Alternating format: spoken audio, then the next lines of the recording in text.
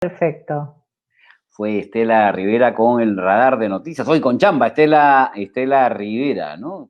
Con respecto a todos los movimientos que tendrá la coyuntura política en este lunes 14 de septiembre. Cambiemos de tema o simplemente dejamos un tema, pero para hablar de otro sumamente interesante y hablemos de la autonomía, del presupuesto, del Poder Judicial y la era digital. Y para ello, para esta temática, tenemos al magíster José Camus Cubas, a quien le damos la bienvenida a Pasajeros. ¿Qué tal, José Camus? ¿Cómo estás? Muy buenos días y antes que nada agradecerte por acompañarnos.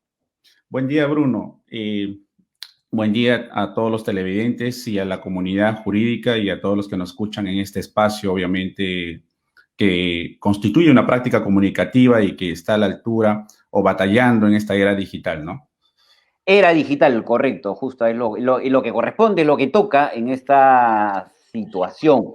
Y justo la temática que tiene que ver con la autonomía del presupuesto del Poder Judicial, la era digital. Muchos compañeros nos han escrito, obviamente interesados por esta temática. Saludos desde la Corte de Tacna, Hugo González, y a todos los compañeros, agradecerles, por supuesto, el que nos acompañen en este nuevo programa.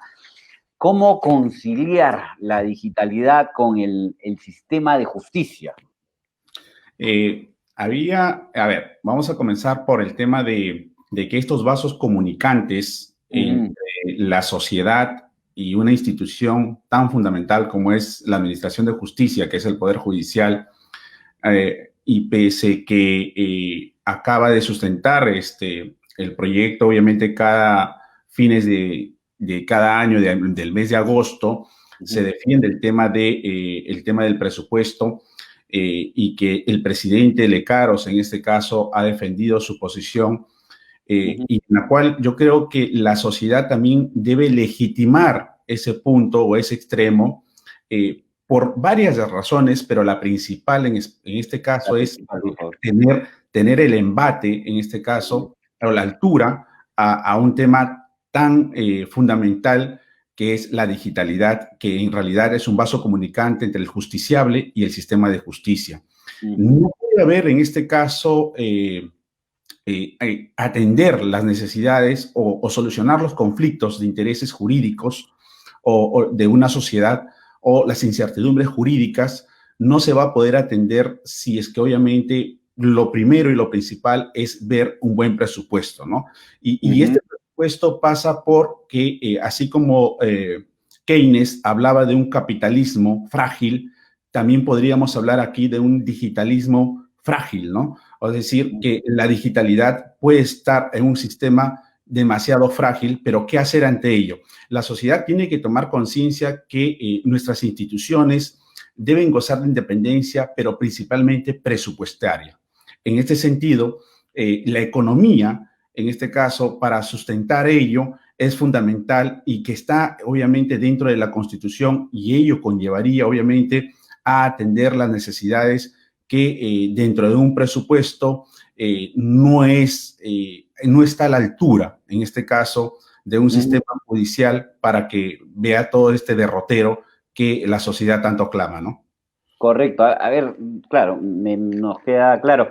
A ver, dos preguntas que tendría que ver, claro, la relación que existe en la digitalidad con el presupuesto del Poder Judicial y en todo caso también por qué reformar, ¿no? El artículo 145 de la Constitución Política, si no me equivoco, que a la letra dice que el Poder Judicial presenta su proyecto de presupuesto al Poder Ejecutivo y lo sustenta ante el Congreso. A ver, si hablamos de la modernidad, de una ley general de modernidad que tiene más de 18 años, y si hablamos de un proyecto de ley cuando en el año 2002, el proyecto 5395, y que hasta la fecha el proyecto, el último proyecto es el 4364-2018, e incluso en la época cuando alguna vez trabajé en la Oficina de Control de la Magistratura, lo encontré ahí al doctor Vázquez de Jarano, defendiendo algo tan fundamental que ahora también se da entre los poderes, el conflicto de competencia. Ujú. El conflicto de competencia que se inició con la 004-2004, conflicto de competencia ante el Tribunal Constitucional. Y Ya. voy a ser breve en este punto, en cuanto que este conflicto de competencia salió fundado a favor, en este caso, del Poder Judicial 2004, Bruno, y a la Ujú. fecha estamos 2020 y esto sigue en proyectos. Es decir, creo que una independencia de poderes, obviamente esto va a armonizar, esto no quiere decir que los poderes son separados, sino que de Claro. manera conjunta pueden en este caso tocar ciertos temas, pero en este caso la independencia de autonomía presupuestaria es básico, porque en breves líneas el poder judicial, en este caso el presidente, sustenta su planilla ante el poder ejecutivo y el poder ejecutivo lo plantea ante el poder ejecutivo y el poder ejecutivo lo recorta y en este caso no lo lleva o no lo canaliza tal cual es al Congreso, ¿no? A través del Ministerio de Economía y Finanzas, lo Ujú. sustenta el Congreso, pero no es la práctica o la defensa que hacía el Poder Judicial. Me explico. A ver. Es decir, si viene el presidente sustentando, y lo que acaba de decir en este año, en el mes de junio de este año, acaba de decir que el presupuesto no debe ser menor de 4 años y está sustentado en un predictamen de un proyecto aprobado por el Congreso ahora, pero dice no debe ser menos de 4 años. Pero sin embargo, cuando sustenta el MEF a través del Poder Ejecutivo, es una cosa muy distinta. Por decir, pone el 1.6%, como lo fue para este año. Entonces, Ujú. el Congreso lo aprueba. Entonces, esto no se canaliza de manera directa y no es un tema que lo diga yo o que estemos descubriendo la pólvora, porque esto ya tiene su raigambre constitucional en la 004-2004 hace 16 años, cuando se trataba de batallar el conflicto de competencia y por ergo, en este caso, lo que se debe hacer distinto a la constitución del año 79 que pedía que se sustentaba literalmente el 2%, no menor del 2%, ahora prácticamente el artículo 145 queda al aire Ujú. como que puede haber una indeterminación, no se sabe qué presupuesto le toca el otro año al Poder Judicial. Correcto. Entonces, eso lo que el presidente muy bien lo ha sustentado diciendo que no debe ser menor del 4%, que lo ha estimado mediante un proyecto de ley, en este caso que lo viene sustentando desde el 2017 y que incluso con el doctor Francisco Tábara Córdoba, en su época de presidencia, también batalló y presentó ciertos proyectos de leyes. Pero esto es fundamental, determinar el presupuesto a través de una norma constitucional y como lo dice el Tribunal Constitucional, debe hacerse mediante los principios presupuestarios y la independencia de poderes, ¿no? La independencia de poderes, correcto, porque claro, diera la impresión de que son, claro, dos entes que finalmente deciden el presupuesto. Y claro, ante la pregunta de por qué debería ser urgente atender el presupuesto del Poder Judicial por las diferentes necesidades, pues, ¿no? Ujú, claro. Lo que pasa es que, como diría en este caso una autora Braidotti, Ujú. la democracia es ahorita, actualmente, tecnocientífica. ¿Qué Claro. quiere decir? Estamos no en una democracia de la era de la oralidad, de la era de la escrituralidad, con Gutenberg en plena modernidad, creando la imprenta, sino que estamos en una era digital. Y en esta era digital, que es tecnocientífica, para atender esa democracia y acercar al justiciable, en este caso, darle los canales y la vía adecuada, muy aparte de lo que se tiene que hacer con la sociedad, el Poder Judicial tiene que estar a la altura. Pero ¿cómo puede estar a la altura si en realidad si uno es exhaustivo, va a ver que tenemos un sistema de justicia que prácticamente la autonomía presupuestaria no se da al 100% y esperemos en este caso que ese proyecto predictamen ya aprobado se convierta en una ley para que así obviamente pueda batallar y dar estos embates a la altura de la sociedad, ¿no? Además que hay un tema que y se me viene a la mente de John Stuart Mill, que era un inglés, Mm. en este caso, él decía que el derecho es una posición garantizada por la sociedad. Ya. Entonces, viendo esa secuencia del garantismo que tiene el derecho, a través y que debe de otorgarle a la sociedad, ¿cómo lo puede hacer si la autonomía presupuestaria no está determinada o precisada, ¿no? Claro, hablábamos de esta urgencia de atender el presupuesto del Poder Judicial, de no atenderse la expectativa del presupuesto. ¿Sería vulnerable el sistema del Poder Judicial?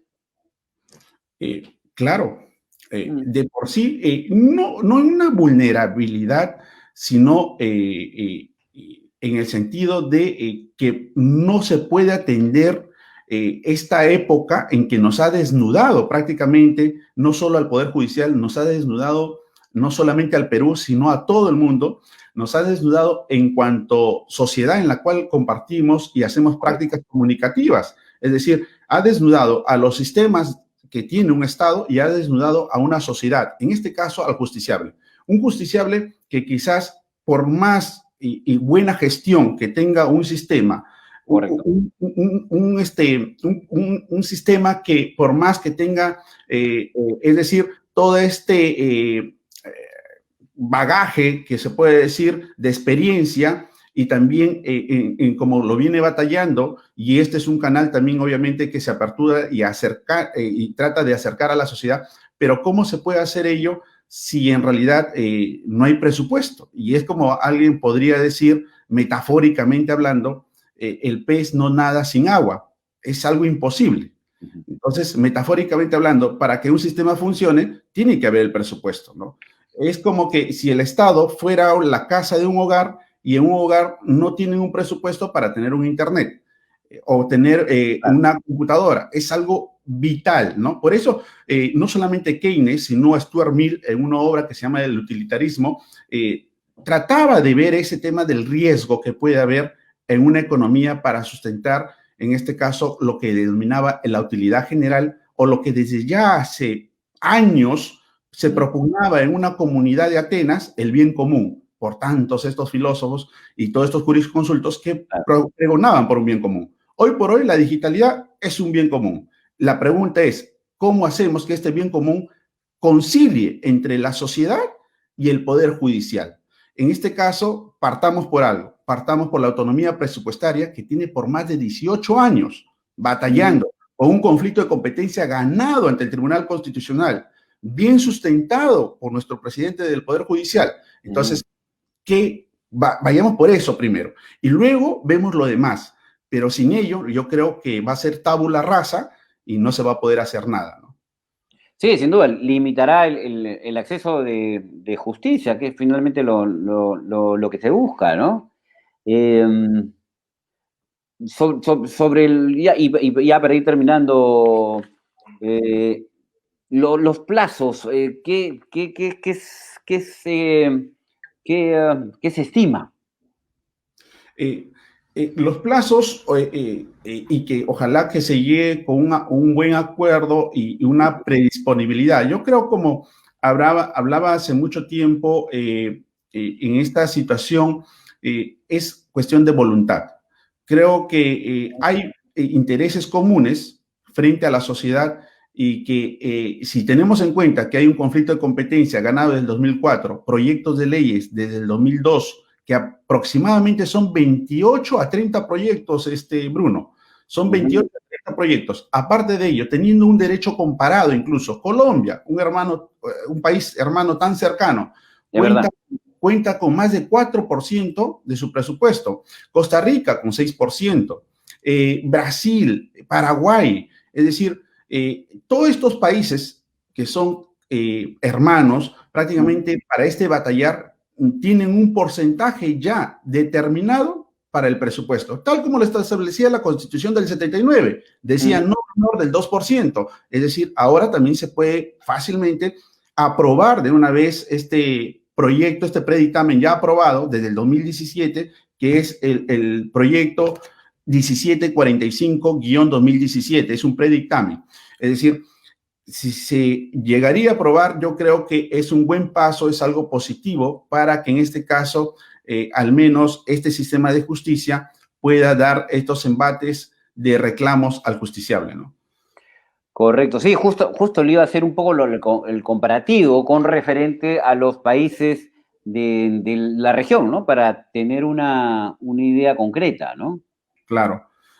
Los países latinoamericanos, Ujú. y no es una idea solo mía, sino que está bien escrita, en este caso, dentro de, el presidente del Poder Judicial, en la cual establece un cuadro comparativo desde Venezuela, desde Colombia, desde Brasil, Paraguay, en resumen, todos ellos alcanzan o fluctúan entre un 2, 4, hasta 6% para el sistema de justicia. Creo que Perú es uno de los únicos, creo, países en la cual tiene 1.6%. Y como diría, en este caso, estamos, al igual que este inglés, gran autor, Joan Stuart Mill, decía que estamos en un riesgo de, en este caso, de no estar a la altura de un capitalismo, sino a la altura de un digitalismo. Es decir, porque tenemos buenas ideas, buen planteamiento con el eje electrónico, Sin ahora duda. el tema de solucionar, pero ¿qué hacemos si no tenemos un buen presupuesto? ¿No? Correcto, correcto. Nada, nos quedó clarísimo, José Camus Cubas, magíster, y que obviamente hoy día ha tocado o hemos tenido como temática la autonomía del presupuesto del Poder Judicial y la era digital. Muy amable, realmente, nada, muy concreto, muy específico. Y sin duda, seguiremos conversando del tema. Un abrazo.